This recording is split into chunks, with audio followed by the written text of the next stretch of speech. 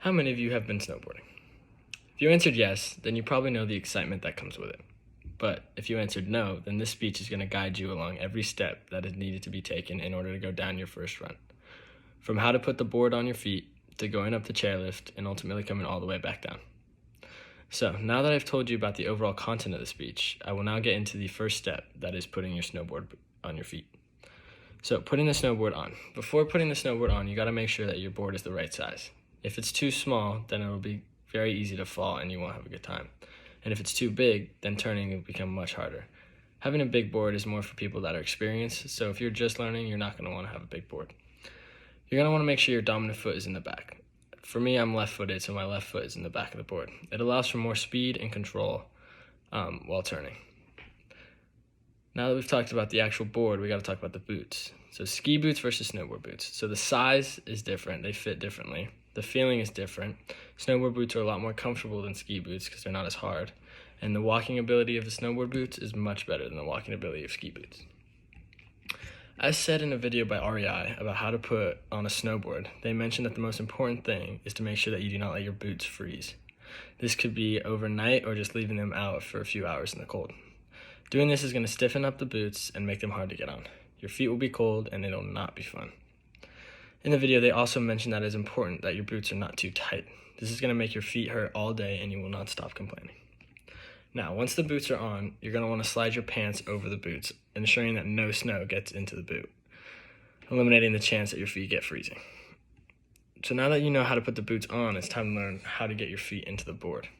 So unlike skiing, a snowboard has 2 bindings with 4 total straps.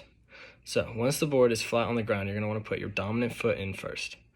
Once that is in the binding, grab the top strap of the binding and tighten it to your liking. So now that one foot is in, it's time to approach the chairlift, which leads us into the next point, which is how to properly get on and off the chairlift. With one foot in the board, you're going to want to push with the other foot. It will make you go forwards, backwards, and stop. Double check to make sure the board is tight so that it does not have the possibility of falling off during the lift. A tip that I learned while reading through an article by SportsRx was to watch the people in front of you and take notes on how they get on and off the chairlift. Anyway, as you get to the front of the line, it is important to make sure that your board is as straight as can be. This ensures that you will not catch an edge and fall over as you get closer to the chairlift. Once you're at the front of the line, you're going to want to look back and pick a spot on the chair. Doing this, it will make it a lot easier and give you more confidence of where you're going to sit on the chairlift. Once you feel the chair hit your legs, all you need to do is sit down and enjoy the remainder of the ride. Some people like to put the safety bar down to feel more secure, while others just sit back without it. It is strongly recommended, however, if you are a beginner to use the bar so that you do not have a chance of falling off. After being on the lift for a few minutes, it'll be time to get off. It's slightly harder than getting on. In the same article by SportsRx, the biggest suggestion they gave is to use the chair's momentum. Once you get to the top, put tips up as high as possible, allowing for easier exit without falling. Once the board hits the ground, simply let the chair continue moving until you feel comfortable jumping off. They can stop the ride if you would like them to, you just have to ask them and they will make sure that you get off safely.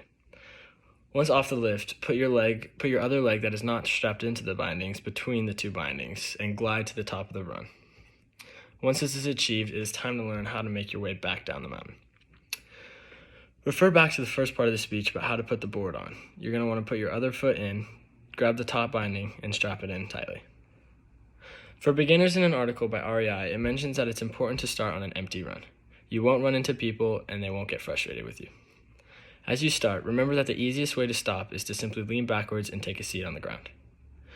Once you get going, make sure your dominant foot is back, like I said, allowing for more control. There's no need to go fast on your first run, and you can just glide down without going at an alarming rate. Be sure to stay in the middle of the run, however. If you go off to the sides, they have more chances of hitting some bumps and ultimately falling over. As you approach little hills, just keep your head forward and knees bent. Both of these will give you more confidence, and your knees bent will allow you to stop and turn easier. When stopping, just throw your hips forward and swing your back foot around until coming to a stop. Once you're approaching the bottom of the wrist of the chairlift, you're going to want to restart the whole process. Now that you've learned all the steps needed to complete a run, it's time to do it all again. Through the speech, I hope that you were able to picture what the process looks like in order to put the snowboard on, get on a lift, and get all the way back down.